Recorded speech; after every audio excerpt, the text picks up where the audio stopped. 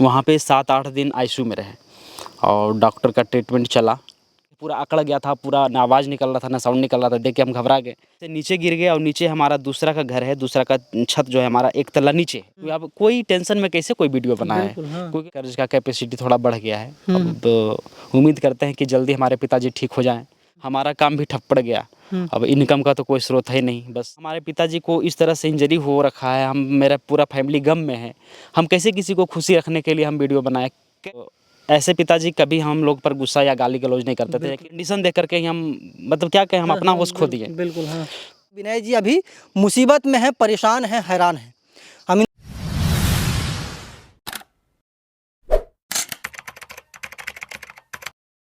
नमस्कार, प्रणाम। मैं अमित चौरसिया और आप देख रहे हैं नालंदा दस्तक। अभी हम मौजूद हैं राजगीर में, और राजगीर का ये क्या बोलते हैं कि पहाड़ी इलाका है, जंगल का इलाका है। एक समय था कि विनय भारती इसी जंगलों में वीडियो बनाया करते थे, और पिछले महीने 15 तारीख को इनकी बच्ची का जन्मदिन था और सभी लोग खुशी में मशगूल थे। और उस दौरान एक क्या बोलते हैं कि अनहोनी हो जाती है। इनके पिताजी छत से गिर जाते हैं और ब्रेन में ब्लड क्या बोलते हैं कि एकत्रित हो जाता है, जम जाता है, जिसको बोलते हैं कि ब्लड का थक्का जम जाता है। उसके बाद से सारा चीज़, जो खुशी का जो माहौल था, वो मातम में बदल जाता है। उसके बाद से लगातार अभी तक उनके पिताजी बीमार हैं। आप लोग देख रहे होंगे कि विनय जी के क्या बोलते हैं कि चैनल पे किसी भी प्रकार का कोई वीडियो नहीं आ रहा है। इसका एक ही रीज़न है कि विनय जी अभी मुसीबत में हैं, परेशान हैं, हैरान हैं।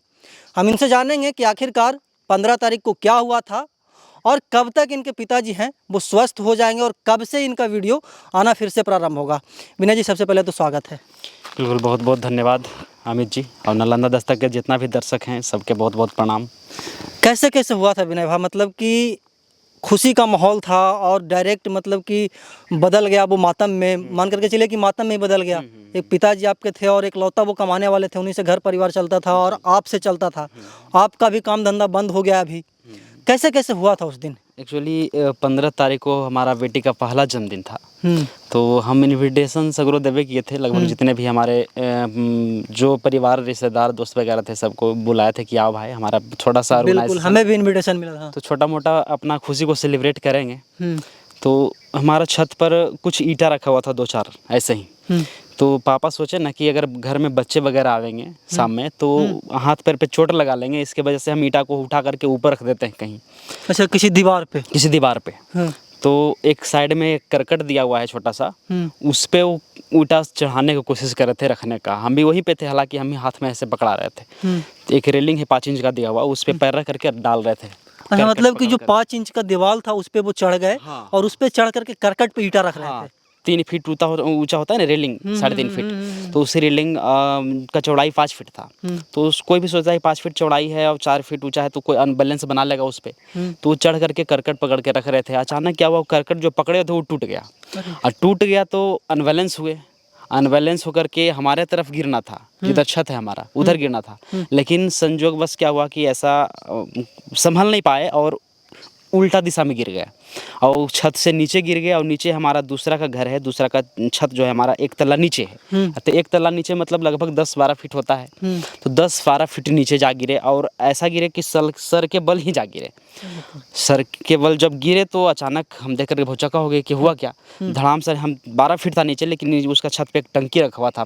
तो टंकी पर हम पहले जंप मारे, टंकी पर जंप करके फिर तुरंत छत पे उस पर कूदे। और कूद के जब पापा को देखते हैं तो पापा को होश नहीं है। पूरा आँख वगैरह पूरा एकदम जैसे खुला जैसा होता है ना, खुला कर देह पूरा अकड़ गया था, पूरा ना आवाज़ निकल रहा था, ना साउंड निकल रहा था। देख के हम घबरा गए और जोर जोर से चिल्लाने लगे। इतने में सब दौड़ गया टोटल। लेकिन हमको इतना साहस नहीं रहा कि हम पिताजी को पकड़ के नीचे लाएं। सब कोई वहाँ पड़ोसी सब दौड़ा, हम तो पूरा मतलब कंडीशन देख करके ही हम मतलब क्या कहें, हम अपना होश खो दिए। बिल्कुल हाँ। उसके बाद नीचे आए तो पिताजी को हालांकि 15-20 मिनट में होश आ गया था, लेकिन वो दर्द से बेचैन थे।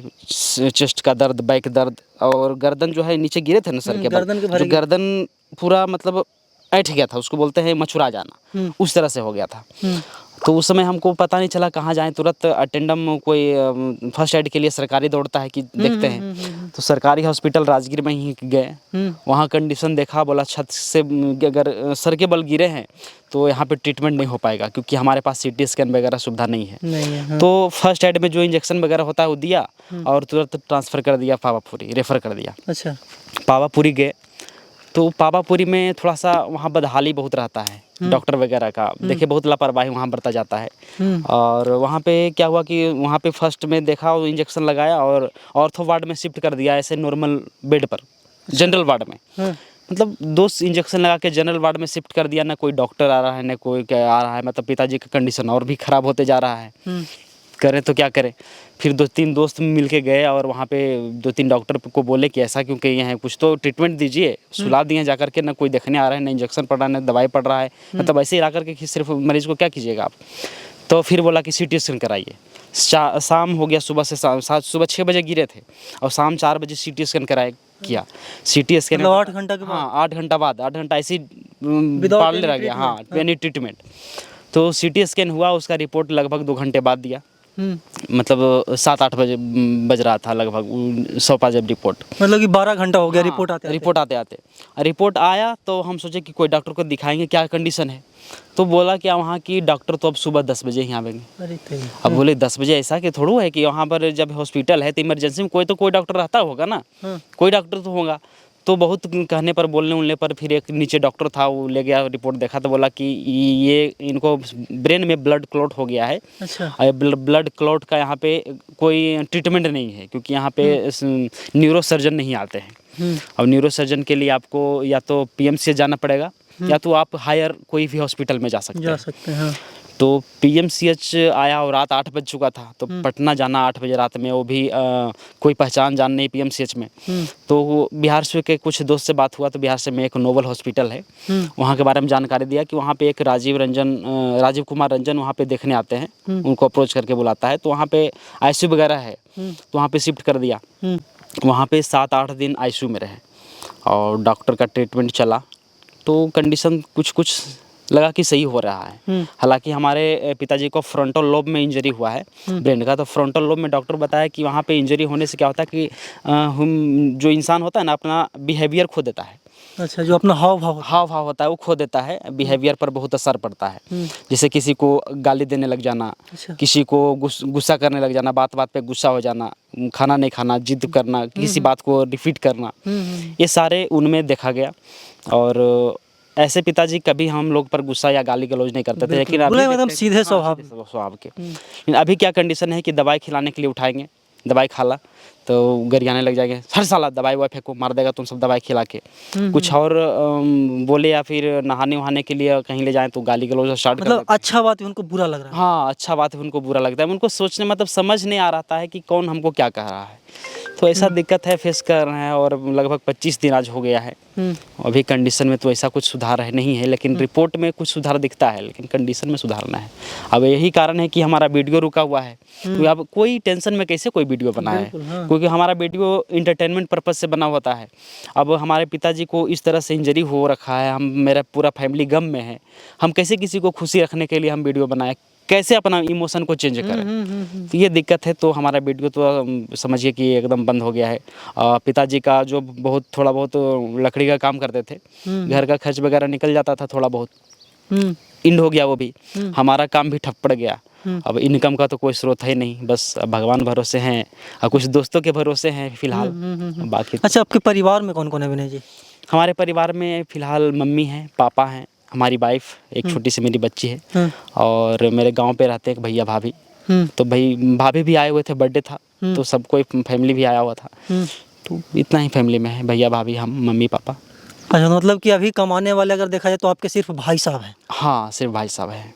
वो भी 10-15 हज़ार रुपया कमाते हैं? वो भी 10-15 हज़ार कमाते हैं। तो उनके भी 2 बच्चे हैं, पढ़ाई लिखाई उनका, एक बीबी है, सारा घर का खर्चा उनका भी देखना पड़ता है। तो थोड़ा सा हो गया है। इसमें बहुत सारे दोस्त वगैरह से अभी हेल्प लिए हैं, समझिए कर्ज का कैपेसिटी थोड़ा बढ़ गया है। अब उम्मीद करते हैं कि जल्दी हमारे पिताजी ठीक हो जाएं और फिर से हम काम पे लग जाए, ताकि हम जो पैसे हमको हेल्प किए हैं आर्थिक स्थिति से, हम उनको फिर रिटर्न कर पाएँ।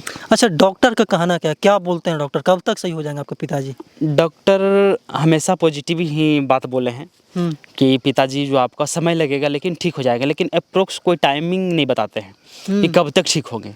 अच्छा। हम जब भी पूछते हैं कि कितना दिन लगेगा, तो डॉक्टर साहब तो बोलते हैं देखो इसमें मतलब सप्तों में कोई ठीक हो जाता है, किसी को 1 महीना भी लगता है, किसी को 3 महीना लगता है, किसी को 4 महीना भी लगता है। अब ये पे डिपेंड है कि इनका क्लॉटिंग कितना जल्दी ख़त्म होता है। अच्छा। क्लॉटिंग तो हल्का कम गया है, लेकिन सूजन ब्रेन में है, और सूजन के कारण जो है ब्रेन का नस दबा हुआ है, इसी कारण उल्टा पुल्टा बातें हरकतें करते हैं। ऐसा हरकतें करते हैं, देखिए किसी इंसान को आप बढ़िया से बोलते चालते देखे हैं और उनसे आप गाली गलौज सुनिएगा, ऑटोमेटिकली उनका बिहेवियर अलग देखिएगा, तो अपने आप में बहुत आएगा कि यार क्या हो गया है ये, हमारा पूरा परिवार जो है अभी पूरा गम में डूबा हुआ है। देखिए अब कब तक उभरते हैं हम लोग। मतलब कि फाइनेंशियल क्राइसिस एक तरह से आ गया आपके ऊपर। हाँ वो तो है, लेकिन अगर हमारे पिताजी अभी भी ठीक हो जाते हैं तो जितना भी प्रभाव पड़ा है ना फाइनेंशियली, गम नहीं होगा। क्योंकि अगर पिताजी ठीक हो जाते हैं तो चलो धीरे धीरे करके हम उभर जाएंगे, लेकिन पिताजी का हालत में सुधार नहीं होता है। पैसे भी लगभग अप्रोक्स 2.5 लाख से ऊपर लग चुका है। तो देखिए अब कहाँ तक क्या होता है। अपना संभव तो अब जितना होता है हमसे संभव है कर रहे हैं। मतलब कि अगर आपके बातों से ऐसा लगता है कि आप चाह करके भी अपना वीडियो नहीं बना पा रहे हैं। नहीं, हाँ चाह के भी नहीं बना पा रहे हैं। कैसे, मतलब अब क्या है कि हमारे पापा को दिन भर में मतलब 24 घंटे में 2-3 बार अटैक थोड़ा सा ऐसा आता है कि उनकी आवाज़ वगैरह सब बंद हो जाता है, एकदम डाउन हो जाते हैं। तो ऐसे में घबराहट हो जाती है कि हुआ तो हुआ क्या, कैसे क्या हो गया, ना आवाज़ निकल पाता है ना कुछ हो पाता है, सिर्फ इशारा करने लग जाते हैं। और उसमें भी उनका सेंस काम नहीं करता है, तो कोई अजीब अजीब टाइप का इशारा करेंगे, कभी अजीब बात बोलेंगे, ऐसा हो जाता है। तो ऐसे में अब 24 घंटा में 2-3 बार आपको डिप्रेशन में कोई डाले या डिप्रेशन में आप रहिएगा, तो कैसे आप इंटरटेनिंग वीडियो या फिर कुछ कर पाइएगा आप। मतलब कि कभी कभी उनका ऐसा रिएक्शन होता है कि आप लोग को लगता है कि कोई अनहोनी ना हो हाँ गया। हाँ हाँ बिल्कुल, एकदम सेम कंडीशन होता है कि कोई अनहोनी ना हो जाए, इस तरह से कंडीशन हो जाता है। अभी घर पे ही रहते हैं पिताजी ना? हाँ फिलहाल तो घर पे ही है, डिस्चार्ज कर दिया गया था लगभग 12-15 दिन बाद हॉस्पिटल से, लेकिन कंडीशन जो है 2-3 दिन से थोड़ा ज़्यादा डाउन है। और डॉक्टर से मिलते हैं, फिर बात करते हैं, क्या बताते हैं जैसा अपना करेंगे। अच्छा, मतलब कि डॉक्टर एग्जैक्ट कुछ नहीं बता पा रही है कि कब तक पहले जैसा स्वस्थ होंगे, लेकिन पॉजिटिव रिस्पांस डॉक्टर की तरफ से डॉक्टर की तरफ से ये कहना है कि ठीक हो जाएंगे, खतरा उतना ज़्यादा नहीं है जितना होना चाहिए। मतलब ब्रेन में होता, जब क्लॉट होता है तो ज़्यादातर देखने को मिलता है।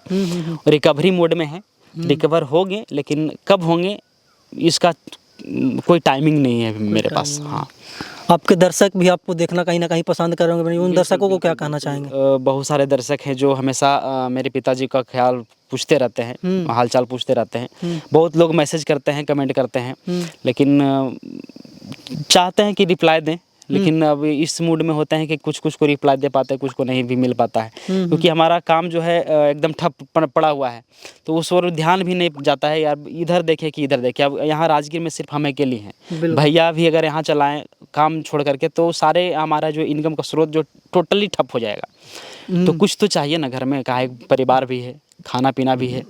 तो भैया तो अकेले वहाँ पे काम कर रहे हैं। अब हम यहाँ अकेले यहाँ पिताजी को देखें या फिर वीडियो में काम करें। तो मतलब कि जब तक पिताजी सही नहीं होते तब तक आपका भी काम स्टार्ट नहीं होना कहीं संभावना? हाँ संभावना तो नहीं है, क्योंकि हाँ नहीं, अगर हमारे पिताजी को जो हालत में अगर सुधार दिखे ना, पॉजिटिविटी दिखे, तो अंदर से आएगा नहीं। अब अपना पिताजी पॉजिटिविटी आ रहा है, बढ़िया अगर हो रहे हैं, तो हम अपना स्टार्ट करते हैं। लेकिन देखते हैं कि पॉजिटिव होने के अलावा और नेगेटिव मदद की तरफ यानी डाउन हो जाते हैं, और तो कैसे उसमें कोई इंसान अपना जो है करेगा अलग से कुछ। मतलब कि सरकारी अस्पताल आपको सहायता नहीं कर पाया तो प्राइवेट में ले गए, और प्राइवेट में सब कुछ सही चल रहा है? प्राइवेट में चल तो रहा है सही, मतलब जो भी रिपोर्ट वगैरह है उसमें पॉजिटिविटी दिख रहा है। अब हालात में नेगेटिविटी किस कारण है, फिर से डॉक्टर को मिलते हैं तो ये पता चलेगा। देखिए विनय जी हैं जो कि पूरे घटनाक्रम के बारे में बताया कि कैसे कैसे क्या क्या हुआ था। बाकी विनय जी अभी दुख में हैं, और इस दुख में पूरे इनके दर्शक साथ हैं, हम साथ हैं। नालंदा दस्तक की टीम हमेशा इनके साथ रहती है और आगे भी रहेगी। बाकी विनय जी के प्रति और विनय जी के पिताजी के प्रति आप क्या सोचते हैं, कमेंट बॉक्स में बताइएगा। हम ऐसे ही देश दुनिया की तमाम छोटी बड़ी खबरों से आपको रूबरू करवाते रहते हैं और आगे भी करवाते रहेंगे। तब तक के लिए बने रहे हमारे साथ और देखते रहे नालंदा दस्तक। धन्यवाद।